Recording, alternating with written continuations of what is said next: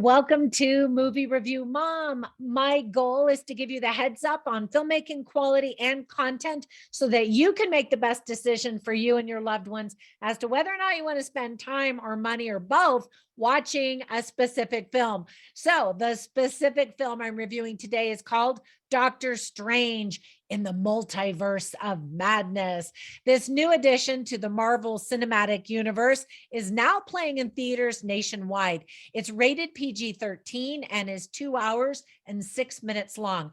Let me give you an overview in a nutshell first, and then I'll point out things I liked, didn't like, themes worth talking about, tips for parents, interesting lines, and even recommendations for some other films that I think you might also like if you like this one. All right, so first of all, in a nutshell, it's been a minute, so it's time for another Marvel movie, right?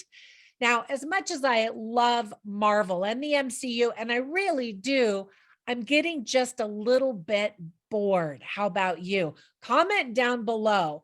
Now, that's kind of a foreshadowing of how this review is going to go.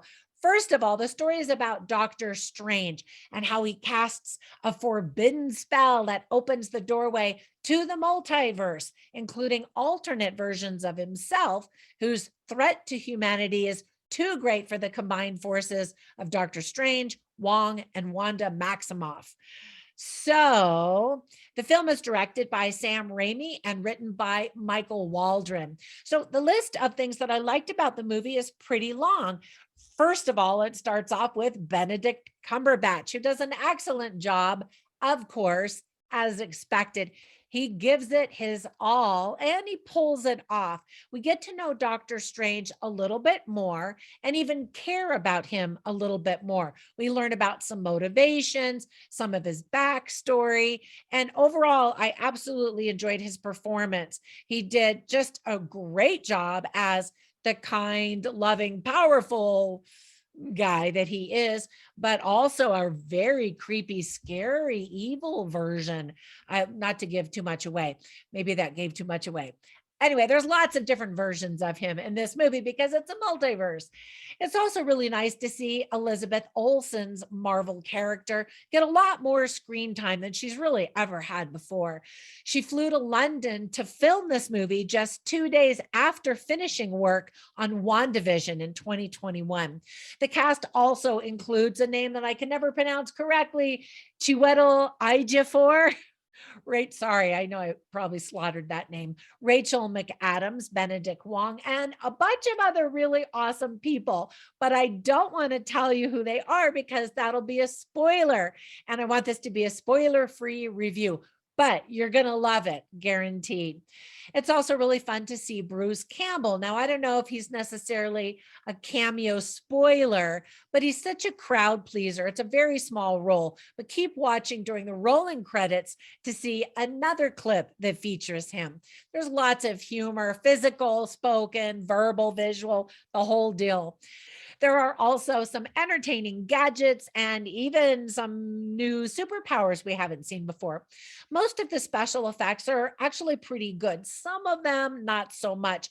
And it's really not because they're so terrible, but honestly, because we are getting so spoiled with uber ridiculous, crazy good special effects. So there were some things I didn't like or thought could have been handled better. For example, as much as I love Marvel and the MCU, I have to admit I'm losing a little bit of interest because of the multiverse and the endless possibilities. It's hard to really worry very much about characters. For example, if they die, I know that in the next multiverse, they can become back to life again. I know that if something happens to them that I don't like in the next movie or in the next scene, the person's going to come back and change whatever it was that just happened. So the stakes are very low. There's very low tension, very low risk. You know what I mean? Because even if somebody dies, oh, well, they're going to come back again in the next movie or in the next scene.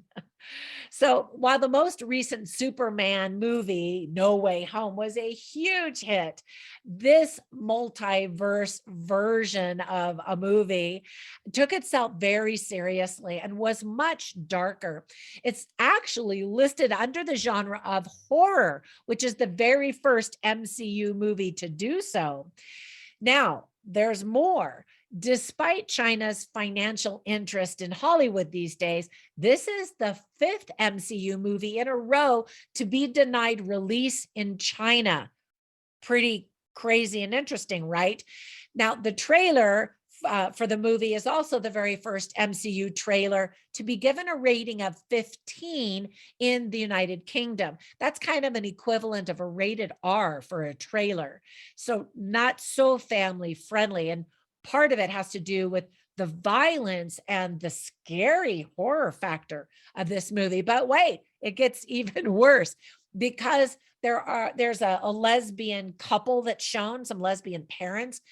The film was also denied release in Saudi Arabia, Qatar, Egypt, and Kuwait. So this movie is experiencing some difficulties right out of the gate. And it's going to be interesting to see how the box office reflects some of those concerns about the content and even some of the quality. The plot is kind of all over the place and a little bit confusing because you got to keep track of all of these multiverses and the rules of those multiverses and what's happening and all that kind of stuff. So it's definitely one of those movies that you need to see again to fully understand what's going on. That being said, I'm not sure I'm actually going to see it again. I'd love to have been able to understand it the first time, but I kind of got a little bit bored. And there are a lot of characters to keep track of, new characters, but even just the regular Marvel characters and all of the different iterations in the multiverse.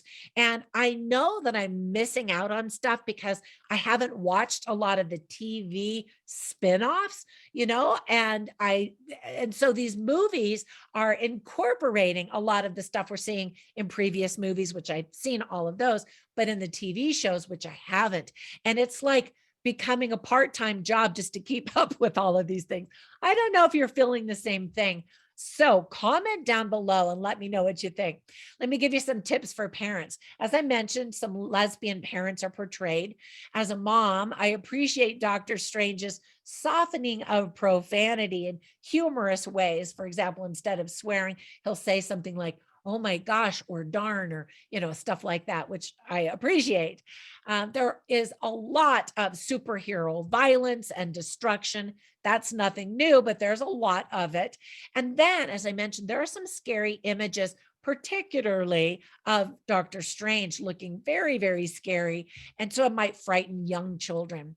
Some of the themes that are illustrated very well are multiverse, choices, and consequences. And when I say that, I'm also partly saying it ironically because of the multiverse. Sometimes there aren't any consequences of choices because you can go back and erase or go to a different universe or whatever.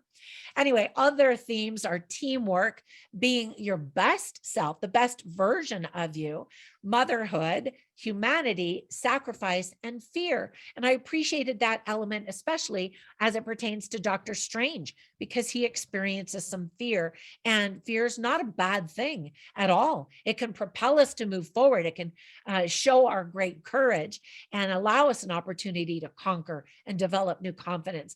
Anyway, I love that theme.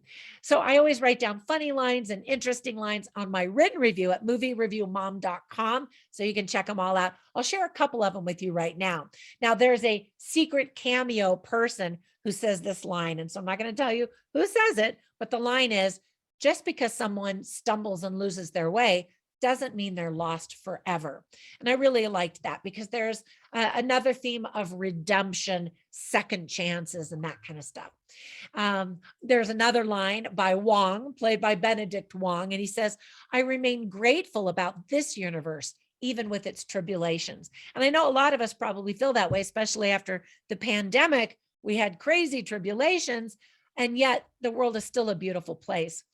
And then a really sweet line is spoken by Benedict Cumberbatch, who plays Dr. Strange. I won't tell you who he says this to, but he says, I love you. I love you in every universe. Oh, all right. So overall, I was entertained, but I was also a little bored and a little confused even. And the whole movie just felt a bit frenzied. And so my movie review mom grade is a B minus. So before we go, I've got to tell you about another multiverse movie you definitely are going to want to see if you enjoy this one and the multiverse in the Spider-Man No Way Home. The movie is called Everything, Everywhere, and All at Once. It recently came out. I recently did a movie review, so definitely check that out. I think you're going to get a kick out of it. Lots of action, lots of humor, lots of multiverse craziness, even more so than this movie of madness. All right, that's it for my review. I hope if you watch this movie that you do enjoy it. Thank you so much for all of your support. It really helps when you subscribe, when you watch my videos, of course, when you like them and comment below. All of that stuff helps YouTube to discover my channel and push it out so other people can discover it. Anyway, have a fantastic day and I'll catch you in the next one. Bye for now.